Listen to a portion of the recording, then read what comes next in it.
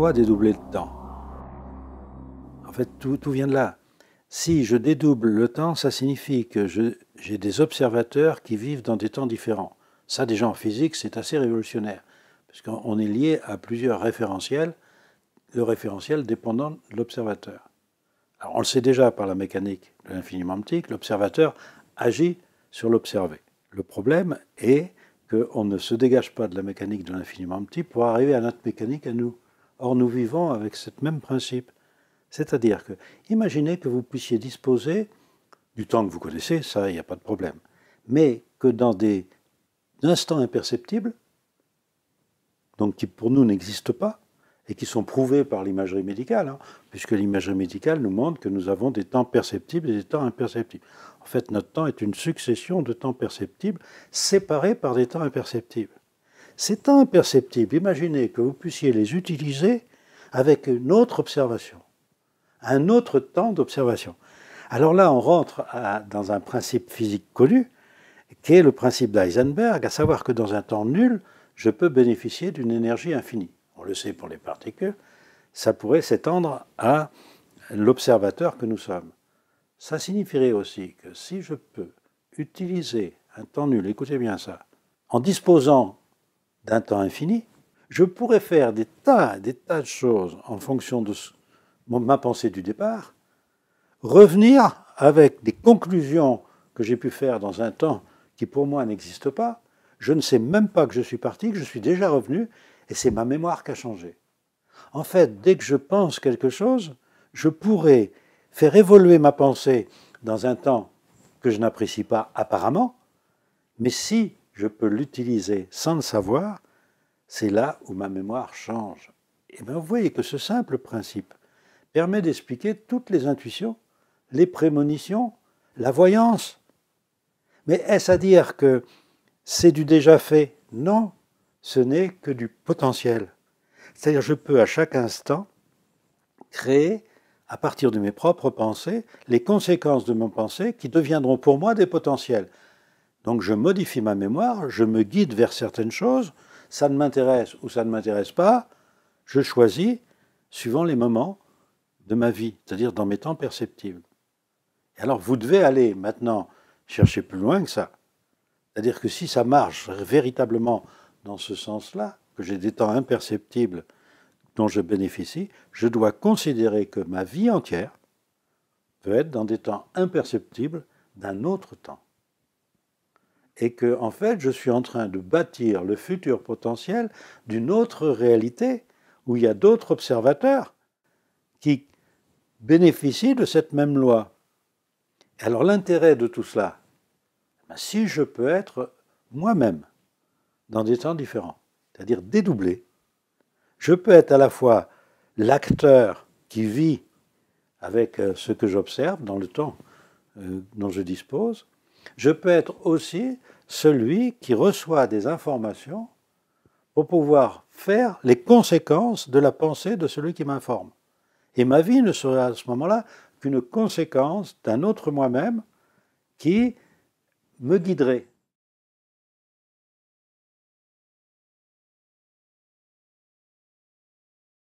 Un temps imperceptible, par définition, je ne peux pas le percevoir.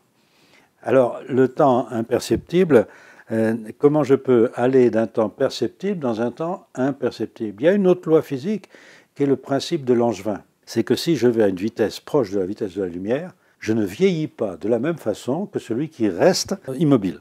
Donc la différence de vitesse crée une différence de temps. Or, nous avons, nous, un corps dual, c'est-à-dire que nous avons un corps physique que nous connaissons, un corps énergétique qui dédouble ce corps physique, qui en fait informe ce corps physique, et c'est lui qui va chercher l'information. Et cette information, il peut aller la chercher à une vitesse superlumineuse. Maintenant, c'est admis en science, les vitesses d'intrication, les vitesses superlumineuses. Et allant chercher l'information dans un temps complètement différent, il peut prendre le temps de connaître des tas de choses. Il revient en moi. Ce corps énergétique, c'est moi, c'est pas un double, c'est moi, et donne à mon corps physique toutes les informations nécessaires que je décode, moi, ici, dans ma vie, et ça me pousse à faire des tas de choses. Donc je vais d'une réalité dans une autre réalité temporelle. Le problème, c'est que chaque fois que je pense quelque chose, je fabrique ce potentiel. Ce potentiel, je ne suis pas obligé de le vivre, mais il appartient à tout le monde. C'est-à-dire qu'en fait, je peux fabriquer des potentiels pour n'importe qui. Et je deviens responsable de celui qui va utiliser mon potentiel pour vivre. Donc vous voyez qu'il y a une loi physique très très importante. Je dis bien une loi physique très importante. Ne pense pas à faire à autrui ce que tu ne voudrais pas qu'autrui pense à te faire. Puisque tu fabriques un potentiel désagréable, si quelqu'un prend ce potentiel, il va avoir une vie désagréable et c'est toi qui en es responsable.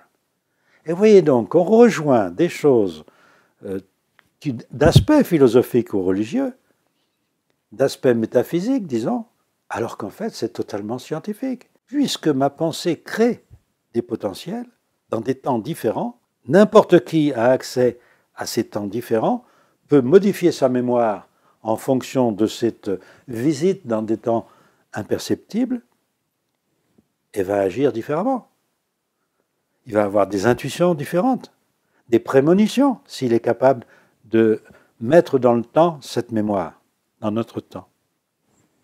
Alors le problème est que ce dédoublement n'est pas connu du tout au niveau de l'application, car les scientifiques ont une réticence à mélanger des choses qui semblent, je dis bien philosophiques, avec de la science. Car qu'est-ce qui semble philosophique dans cette histoire-là? C'est que c'est l'observateur qui devient le plus important par rapport à ce qu'il observe. Alors la physique, on est toujours dans les phénomènes observés, et l'observateur serait un observateur neutre. Regardez une chose, si je me pose une question, je veux avoir une réponse, et si je peux l'avoir tout de suite, c'est encore mieux. Alors si je dédouble le temps, je suis créateur d'un temps nouveau que je ne perçois pas. Donc j'invente des temps imperceptibles. Je me dédouble pour me mettre dans le temps imperceptible que je ne perçois plus, parce qu'il me faut une réponse à une question. C'est bien beau de supprimer du temps, mais il faut bien quelqu'un pour y répondre. Donc je me dédouble, et là on voit que les particules suivent ce schéma, dans un autre temps. Où voit-on cela au niveau physique? Vous prenez l'exemple du trou noir. Stephen Hawking a mis en exergue. Vous prenez une particule qui se dédouble au bord d'un trou noir. La particule dédoublée rentre dans le trou noir. On dit que la particule qui reste est une particule célibataire. Cette particule dédoublée disparaît instantanément. Mais si vous êtes l'observateur dans le trou noir, cette particule qui disparaît en 10 puissance moins 18 secondes, je crois, met des années à arriver dans le trou noir. Il y a une différenciation du temps entre cette particule qui rentre dans le trou noir et la particule que l'on observe à l'intérieur du trou noir. Elle ressort instantanément, cette particule, après avoir fait des tas et des tas de choses dans un temps qui n'existe pas pour l'autre particule. Elle revient faire l'union avec la première. Elle modifie la mémoire de la première. Et de ce fait, elle n'a pas l'expérience réelle. Elle n'a pas eu le temps d'avoir l'expérience, mais elle l'a. Et pendant qu'il y a le dédoublement, l'expérience de la particule qui prend son temps passe par échange d'informations à la particule qui, pénardement, est autour de son trou noir en attendant les informations. Et c'est exactement la même chose pour nous. Et c'est donc bien cette différenciation des temps qui permet ce mécanisme-là que l'on retrouve au niveau des particules. Seulement, on ne l'a pas encore admis au niveau de notre vie à nous. Et alors c'est là où on en a cherché dans l'astrophysique, on s'aperçoit que ce mouvement de dédoublement régit tout notre système planétaire, qui a un cycle de dédoublement de temps que les anciens connaissaient, avec 12 périodes. On retrouve dans la Bible les 6 jours et les 6 nuits, qui sont en fait les 12 périodes de plus de 2000 ans, qui forment le cycle de 25 000 ans, qui est un cycle de précession des équinoxes parfaitement observé, qu'on ne comprend pas. Et nous arrivons à la fin de ce cycle, c'est-à-dire que nous bénéficions en ce moment de tous les temps imperceptibles. Vous vous posez une question, vous avez déjà la réponse. Mais ça, les gens ne pensent pas qu'on est en train de vivre ça. Regardez l'évolution de la technique depuis les années 89, date d'une explosion solaire d'envergure qui a permis l'ouverture de tous ces potentiels par les ouvertures temporelles imperceptibles. On a fait un progrès gigantesque, on continue à faire un progrès gigantesque. Les enfants qui naissent ont un potentiel que leur grand-père n'avait pas. Tout ça, il y a une évolution phénoménale. Pourquoi? Parce que nous arrivons à la fin d'un cycle de dédoublement du temps. Alors il y a certaines personnes qui ont inventé une histoire de fin du monde ou de choses comme ça, n'a rien à voir. Un cycle, par exemple le jour et la nuit, c'est un cycle. Il n'y a pas de fin du monde à minuit. Hein, on change de jour, c'est tout, c'est un calendrier, c'est un cycle. Et bien vous avez dans ce cycle de 25 000 ans tout ce qu'il faut pour comprendre l'évolution de l'humanité par le potentiel. Alors tout ça, c'est mélangé à des tas de choses que l'on connaissait autrefois, qu'on a vues au cours des siècles. Ça s'est dénaturé, tellement dénaturé que toutes ces choses-là qui étaient enseignées autrefois sont devenues des choses plus ou moins brumeuses, ésotériques. Mauvais côté du mot ésotérique, parce que le mot ésotérique, normalement, ce n'est pas un vilain mot. Mais là, on l'utilise maintenant dans le mauvais côté, dans le sens qu'il y a tellement de trucs, de postulats, de tabous, on ne sait plus où on est. Regardez une chose, c'est que cette loi du dédoublement des temps était enseignée, du temps de Platon par exemple, vous avez une phrase célèbre de Platon, il faut être celui qui est, celui qui était, celui qui sera, pour être celui qui est. Alors, vous voyez bien qu'il y a 3 temps. 3 temps, être celui qui était, celui qui est, celui qui sera. Mais dites vrai, vous êtes dans les 3 temps en même temps. C'est-à-dire que être dans le passé, être dans le futur, c'est être en même temps dans le présent. Vous voyez que cette notion de passé, présent, futur, c'est une histoire de mémoire. En fait, la mémoire que vous avez, c'est toujours la mémoire d'un futur possible, que vous avez fabriqué. Comment? Par une pensée. Alors il y a aussi autre chose où la science nous a pas mal bloqué, c'est que on sait qu'une énergie, c'est une masse. Ça c'est Einstein, 20e siècle, E égale mc2, rien à faire, dès que vous parlez énergie, vous parlez masse. Donc la pensée, si elle est énergie, elle est liée à une masse. Manifestement, quand nous pensons, nous ne perdons pas de masse. Donc on va dire, la pensée n'est pas énergie. Je pense, et je ne maigris pas. Il n'y a pas de régime amaigrissant à partir de ça. C'est une erreur monumentale. La pensée est énergie. Pourquoi? Justement en profitant de ces temps imperceptibles. Dès que je pense dans un temps imperceptible, je vais fabriquer dans un temps que je ne perçois pas naturellement la conséquence de cette pensée. Je perds de l'énergie. Et cette énergie, principe d'Heisenberg, dans un temps nul, devient infinie. Je vais donc fabriquer avec du temps les conséquences de ma pensée et je redonne l'information dans mon temps à moi. C'est donc des échanges d'énergie. Donc je perds de l'énergie, mais je gagne de l'énergie et tout ça dans un temps nul. Donc je n'ai pas le temps de voir que j'ai perdu ou gagné de l'énergie. Je n'ai pas le temps. Seulement le problème, c'est que je perds plus d'énergie que je n'en reçois. Et si je perds plus d'énergie que j'en reçois, je finis par être pas bien. Je me déséquilibre. Car je ne récolte pas les conséquences de ma pensée. Et souvent, je récolte les conséquences des pensées des autres. Alors vous allez dire, c'est comme ça que je vieillis? Je vous dirais oui. Car si j'arrivais à l'équilibre parfait entre ce que je pense et ce que je reçois en conséquence de ma pensée pour survivre et qui est égalité, je suis éternel.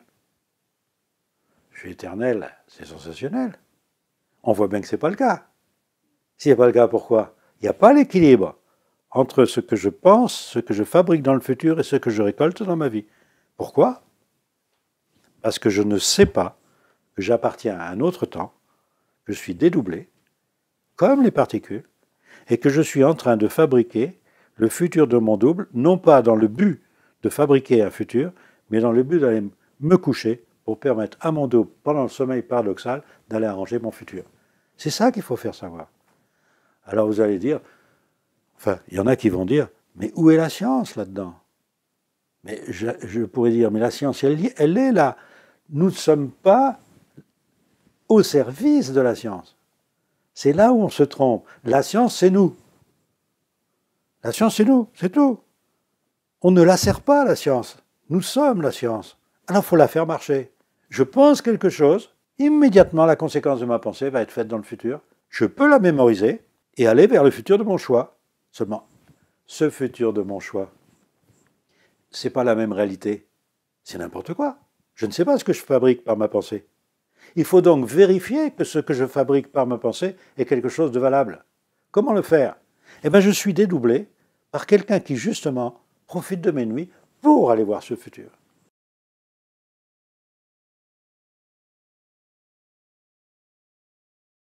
Si vous arrivez à vivre le futur qui est fait pour vous, vous n'avez plus de problème. Et le problème est, dès lors que vous connaissez le but de votre vie, que vous savez ce qu'il faut faire, il n'y a plus de problème. Les problèmes, vous les créez. Il y a les solutions. Les solutions, c'est quoi? C'est simplement de faire marcher la machine du dédoublement. Le problème, chaque problème, c'est nous qui le créons, car il est en potentiel avant qu'on le vive. Je crée mon futur avant de le vivre. Donc le problème que j'ai, c'est un problème qui est préexistant dans le futur, que j'actualise dans mon temps présent. Mais j'ai la possibilité, par le sommeil paradoxal, d'envoyer mon double dans le futur, arranger mon futur, avant que je le vive dans le temps présent. Et comme ça se passe dans des ouvertures temporelles imperceptibles, je ne sais pas quel est ce futur qui est fait pour moi. Donc j'ai toujours une sensation de liberté, une sensation de vivre dans le hasard le plus parfait, mais si je réfléchis bien, je m'aperçois que je peux me prédestiner. Les anciens parlaient d'un destin. Parce qu'évidemment, la grande différence entre autrefois et maintenant nous vivons la fin d'un cycle où les ouvertures temporelles sont grandes ouvertes, ça c'est lié au mouvement planétaire, donc je peux immédiatement avoir la conséquence de mes pensées. Tandis qu'autrefois, vous pouviez penser quelque chose et c'était récupéré par votre petit-fils qui allait vivre ce potentiel. Alors on disait, le grand-père il a pensé ça et c'est le petit-fils qui vit pareil, ils ont la même génétique. On a des choses qui sont analysées à chaque instant dans le futur, dans des temps qu'on ne perçoit pas. On ne sait pas qu'on arrange le futur avant de le vivre. On ne le sait pas.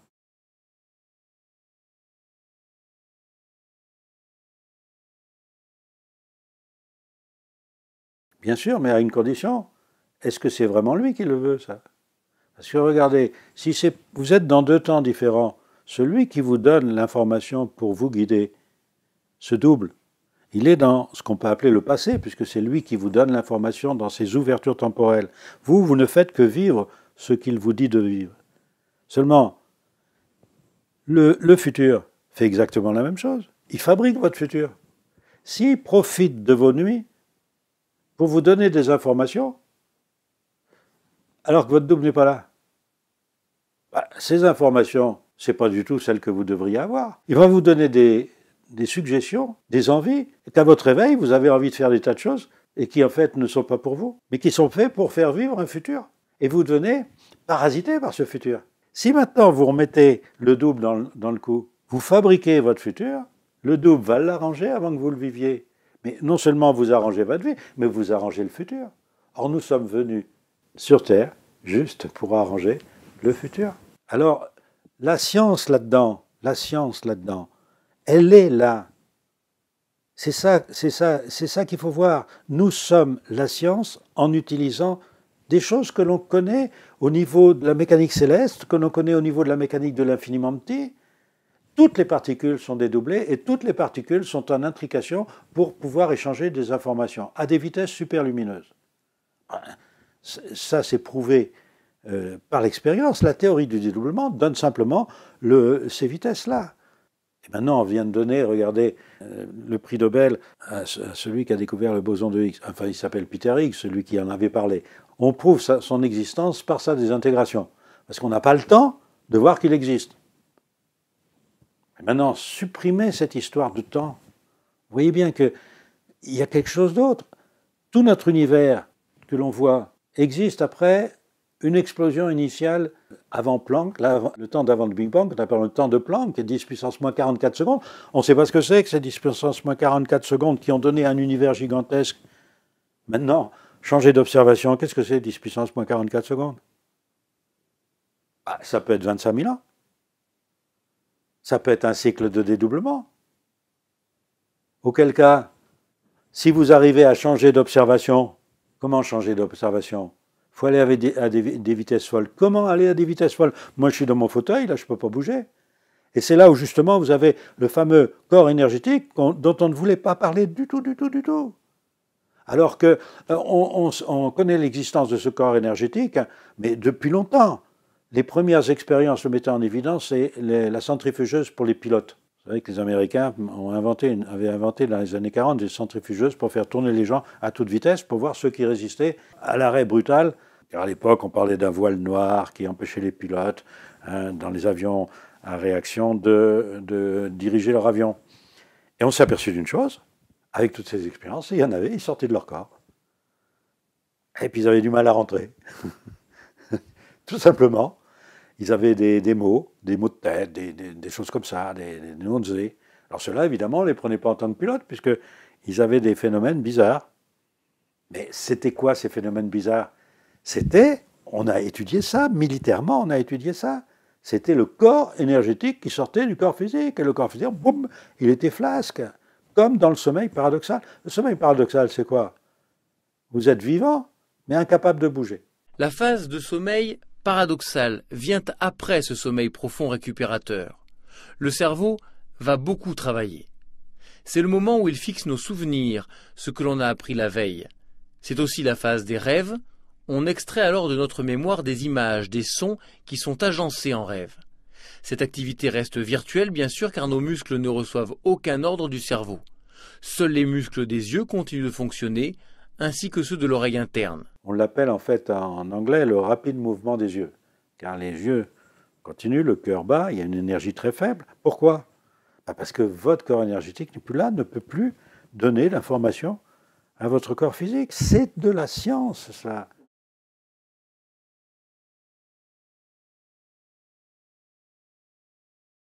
Vous pouvez en faire quand vous voulez. Regardez justement une expérience française en 2010 avec un titre dans la recherche scientifique, un journal bien scientifique, dit, voilà, en triturant le cerveau à un endroit donné, on donne une illusion de décorporation, la personne se retrouve au-dessus d'elle-même. Une illusion de décorporation. Alors oui, je dis en riant, la mort est une décorporation. Alors, venez mourir en France, c'est une illusion. C'est parfait. Mais si on veut être sérieux, à quoi ça sert cette décorporation? À quoi ça sert? Alors, on a cette possibilité de changer de temps avec un corps énergétique que l'on n'observe pas, car on n'observe pas ce corps énergétique. Nous, on ne l'observe pas. Alors on dit scientifiquement, on sait que la mort enlève une partie de nous et il reste un corps physique, ce corps énergétique qui s'en va. Est-ce qu'il ne s'en va pas non plus pendant le sommeil paradoxal? Alors, est-ce que l'on veut mettre dans la science ce corps énergétique ou pas? Écoutez, dans l'univers, tout est dual.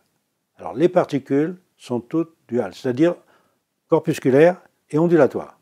Nous sommes un assemblage de particules. Nous avons des énergies de pensée. Alors, il faut d'abord admettre que la pensée est énergie. Si vous n'avez pas les ouvertures temporelles imperceptibles pour expliquer que l'énergie est une pensée, vous n'arriverez pas. Mais n'importe qui comprend ça. Et tout le monde sait qu'un rêve, ça dure rien du tout dans notre temps. Mais quand vous y êtes, ça dure.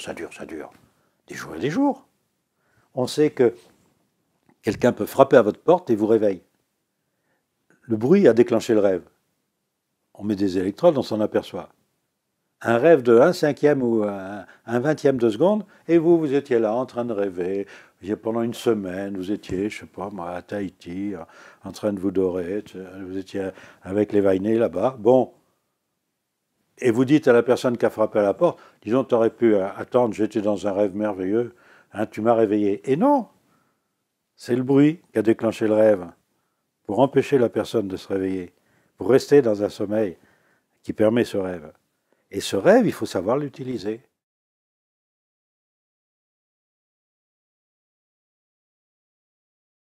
Bien sûr que la mort n'est pas un arrêt. La naissance est une mort. Dans ce système de dédoublement, quand vous venez vous incarner sur Terre, la naissance c'est une mort dans un autre temps. Et quand vous allez mourir, c'est une naissance dans cet autre temps. En fait, vous vivez dans une ouverture temporelle de vous-même. Vous plongez dans un futur sous une forme que l'on connaît. Hein, on prend la peau d'un singe. Hein, pour venir, nous ne sommes pas le singe. Nous sommes dans la peau d'un singe pour vivre. Pourquoi faire? Pour échanger des informations, pour être celui qui était, celui qui est et celui qui sera. Mais le problème, c'est que celui qui sera n'existe pas pour nous. Nous ne sommes que deux, un dans le passé, un dans le présent. Dans le futur, il n'y a personne. On doit arranger ce futur. Alors, est-ce qu'il y a derrière un carcan scientifique sérieux permettant d'affirmer ce que je dis? Mais bien sûr, il suffit simplement de s'y plonger. Et tous les scientifiques qui se plongent dans cette théorie, eh bien, ils sont obligés de l'admettre. Toutes les publications ont été faites par référé avec des scientifiques qui ont admis ce que je dis. Alors quand quelqu'un dit ce n'est pas possible, ben, il met en doute les scientifiques qui ont admis ce que j'admettais. Alors évidemment, on va dire mais c'est pas connu mondialement. Ben, parce que ça dérange quand même les scientifiques dominants. J'appelle scientifiques dominants ceux qui régentent le monde, mais qui ne veulent pas savoir comment ça fonctionne.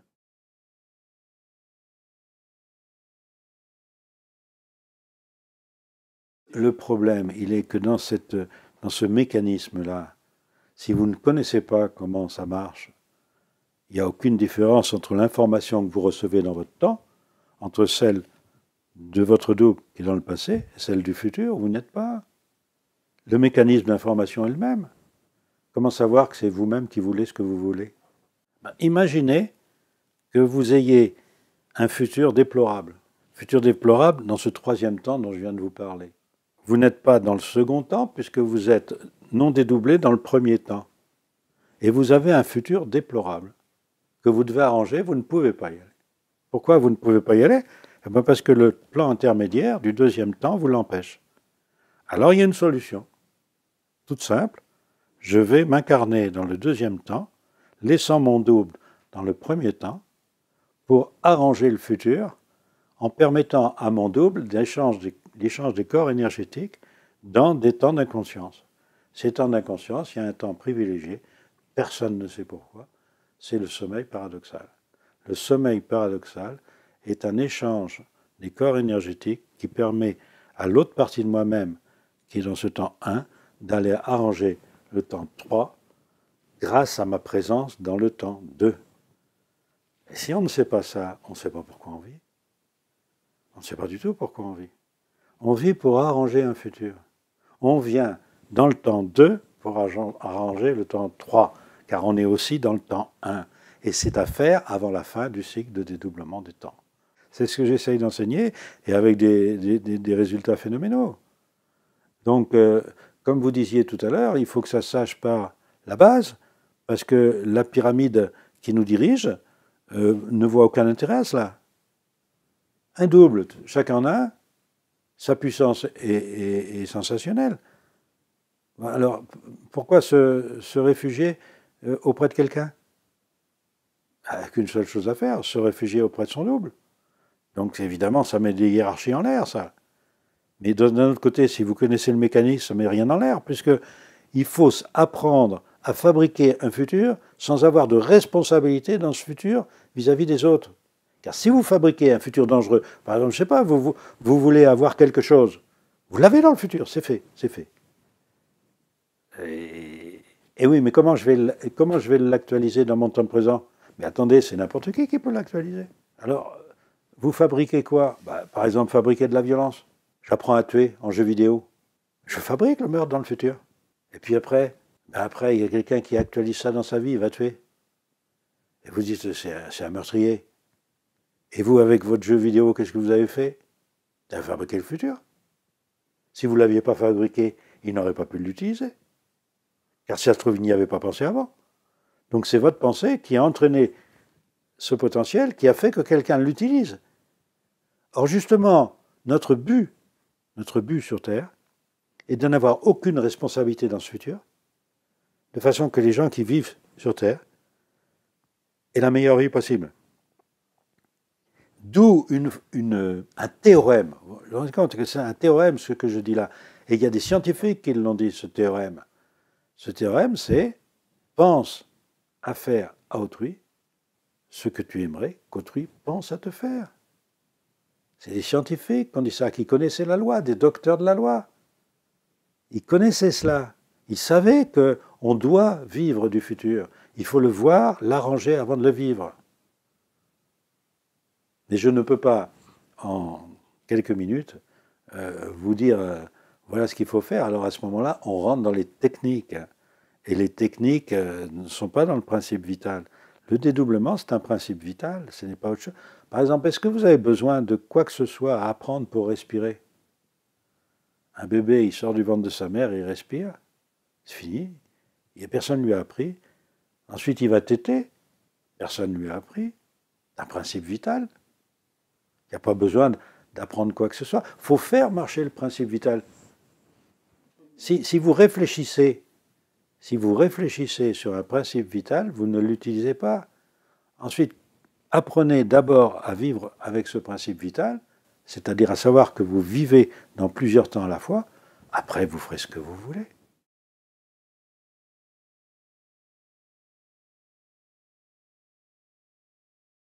Parce que le futur est à la mesure de pensée de l'humanité. Regardez ce que l'homme pense, c'est son futur. Si vous pensez de travers, vous fabriquez un potentiel de travers que vous pourrez utiliser. Si vous pensez des choses valables, que n'importe qui peut utiliser sans problème, alors vous pensez à faire à autrui ce que vous aimeriez qu'autrui pense à vous faire. Et de ce fait, vous n'avez aucune responsabilité dans la vie des gens, dans le malheur des gens. Par contre, vous avez peut-être une responsabilité dans le bonheur des gens, si ce que vous fabriquez permet de mieux vivre.